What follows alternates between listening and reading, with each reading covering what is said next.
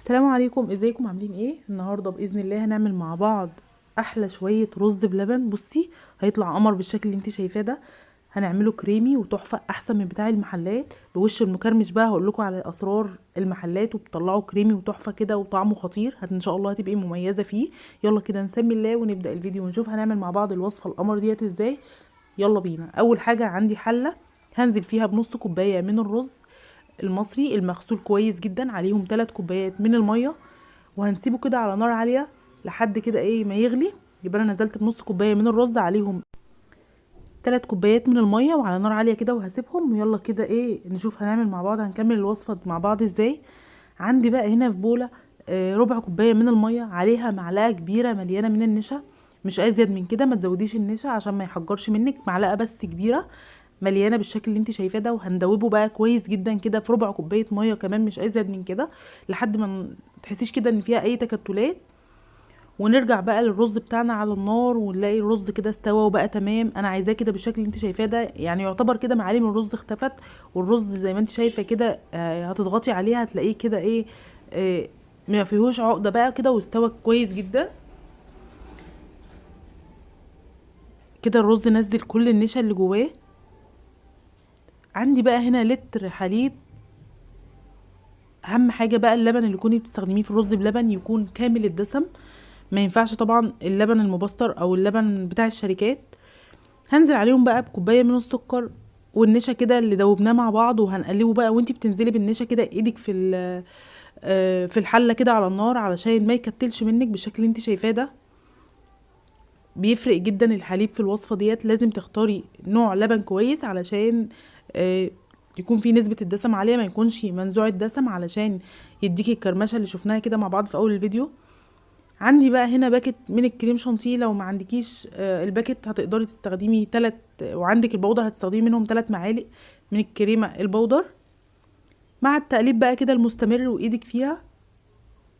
عندي هنا حوالي 3 معالق كده كبار من القشطه البلدي. تقدري تستخدمي وش لبن كريمه لباني، اي حاجه متوفره عندك. الكريمه مش هتنزلي بيها كده الا في الاخر خالص، اما تحسي كده ان الرز بلبن بدا يغلي ودخل خلاص في السوا وبدا يتقل كده معاكي، هتنزلي بالكريمه. وعندي بقى هنا رشه فانيليا.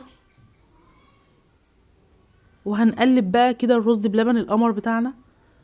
وما تقلقيش خالص، هو بيكون كده قوامه خفيف. اول ما يغلي بقى كده كله تمام وعلى النار هيبقى كده الرز بتاعنا الرز بلبن تمام كده واستوى. ما تقلقيش، هو انت حاسه ان هو خفيف بس هو كده مش خفيف، هو هيتقل دلوقتي. كل ما بيبرد كل ما بيتقل.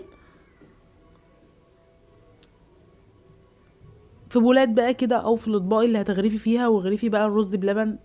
ايه رأيكم في الجمال ده؟ شايفين برضو شكله سايل كده، بس ما تقلقيش خالص هو كده مش سايل، هو ما بيبرد دلوقتي هيتقل. واهم حاجه هتغرفيه وهو سخن، مش هتسيبيه يبرد في الحله علشان ما يعملش آه، قشره كده على وش الرز بلبن.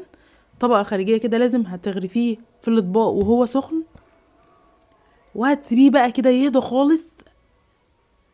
وهنعمل بقى التكايه والحركه اللي بيعملوها كده محلات الرز بلبن عشان يديكي الكرمشه اللي بتبقى على وش الرز بلبن كده اللي بنشتريه من المحلات. بستريتش بقى كده راب، وهتغطي كده الرز بلبن. بس اهم حاجه لازم يكون برد تماما عشان ما يطلعش كده بخار على الاسترتش وهينزل ميه في الرز بلبن ويسيل مني. اظن مفيش اسهل من كده ولا اطعم من كده. الموضوع سهل جدا ومكوناته بسيطه جدا. وبعد ما يبرد بقى تماما ونغطيه كده بالاسترتش راب هندخله التلاجة لحد بقى كده ما يسقع معاكي ويديكي الكرمشه القمر اللي انت شايفاها ديت. والله الكاميرا ظلماه. شكله تحفه وطعمه خطير وكريمي بقى كده ومش مكتل، حاجه كده حلوه قوي.